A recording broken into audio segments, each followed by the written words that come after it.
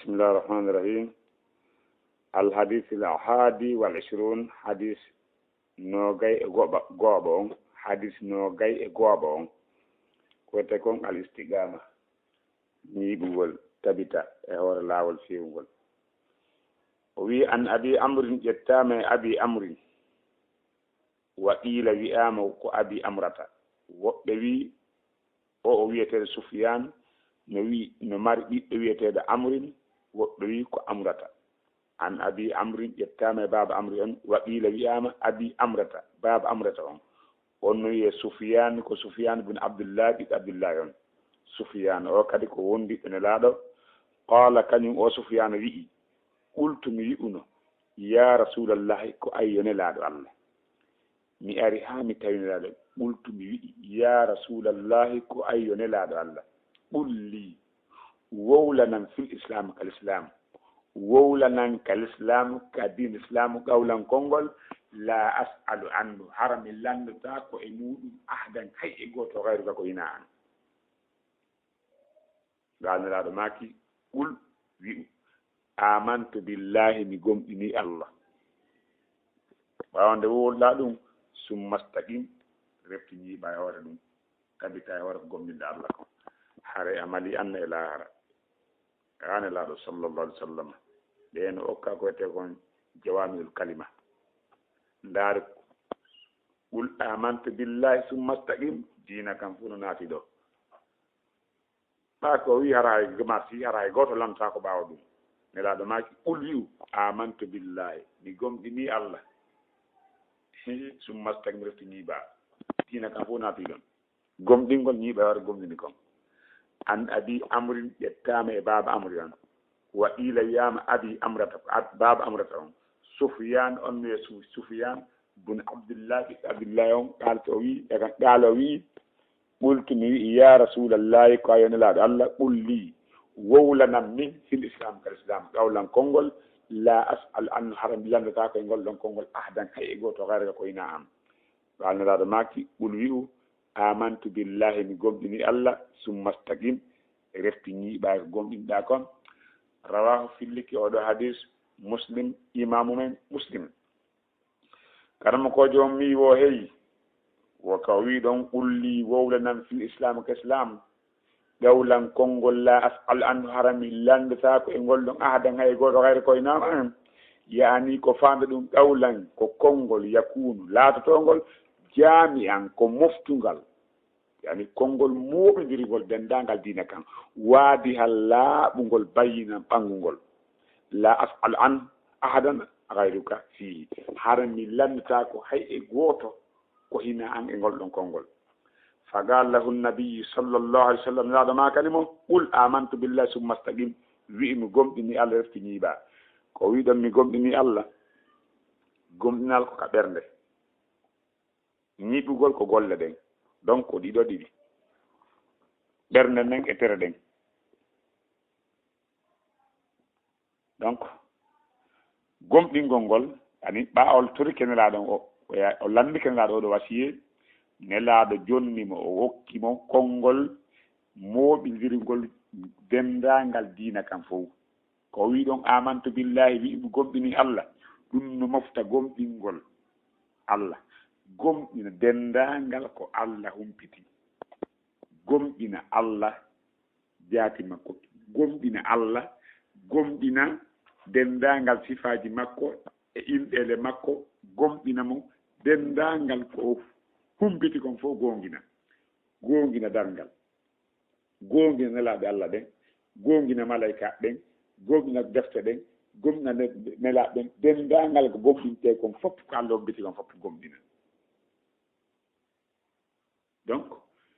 ko ɗum ɗon kan no ñaawa yo ɗowrogol Allah subahana taala ɗowramo kadi ɗowramo ko ɗum nelaaɗo maaki summa staqim refti ñiiɓa koye ñiiɓugol ngol ko e hoore gomɗinal ngal mahi ko nelaaɗo maaki summa staqim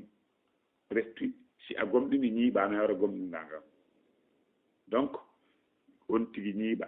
ñiiɓugol ngol ko ñiiɓugol e hoore laawol feewugol ngol walizumu ala sirati mustaqim ñiiɓ ñiiɓa e hoore laawol fewngol laawol on ɓe sirata alladina an'ama allahu alayhim min annabiyin wassiddiqin wassuhada wassalihin ñiiɓa e hoore laawol ngol ɓeeɗo rewigol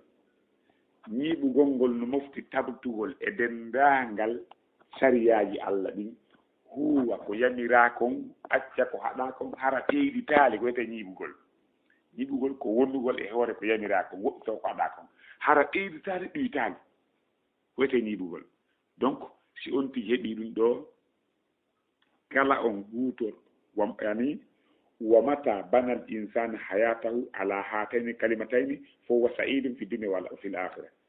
كلام مخلو غورندا مكو دان اي هور دي دو كونغول ديدي آمنت بالله ثم استقامة يعني ثم استقيم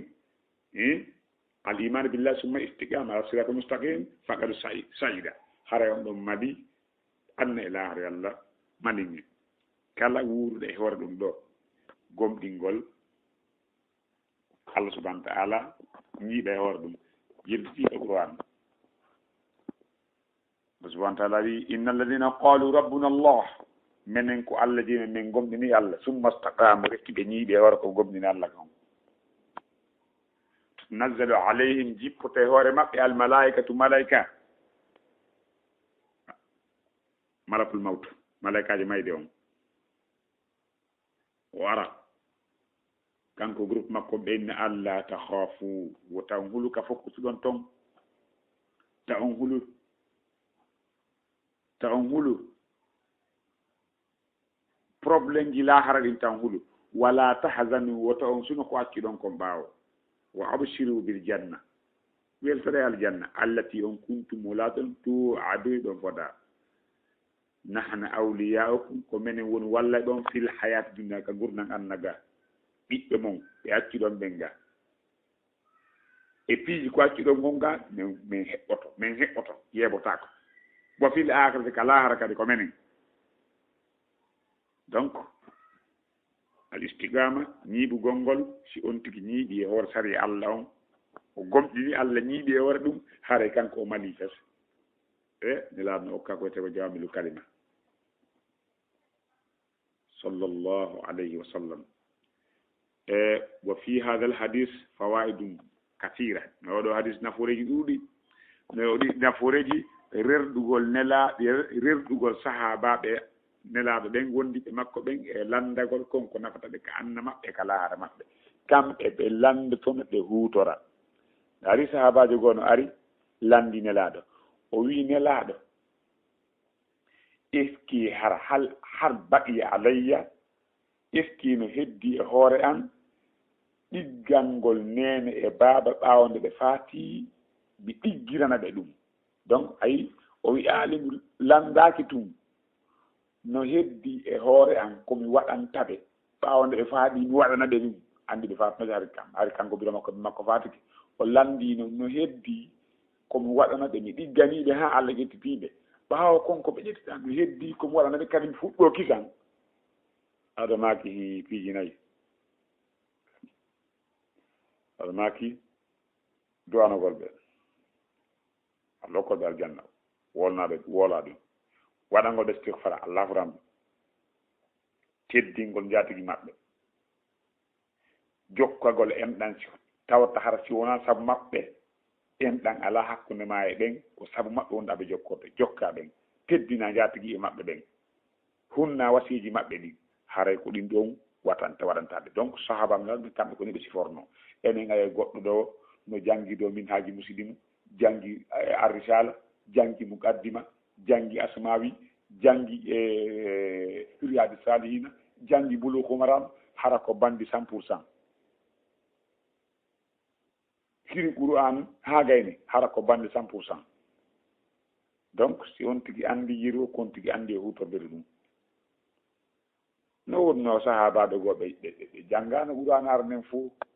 kono yiri koɓe jangi kon ɓe hutore ɓe naati aljanna allo ken koyte kon gomɗingo Allah tabita e hoore muɗum sahabaɓe ɓen kanko rernoɓe ko nafata ɓe anna e lahara no e muɗum kadi wonde haqqilgol oɗo kewtere amri ko marɗo haqqille nokka ari o landi nelaɗo konngol abi amri on ari o landi nelaɗo konngol e mawnugol ngol konngol tawi fof piini ko ɗon hatti te ko yo yondin e ngol ɗon konngol taw lantaka e goto si wonani laaɗo o wi qulli fi l'islam wowlanan ka l'islam qawlan konngol la af'al anhu ngol min ani hara mi lantaka e maggo ahadan hay goto kadi ko hay koyna am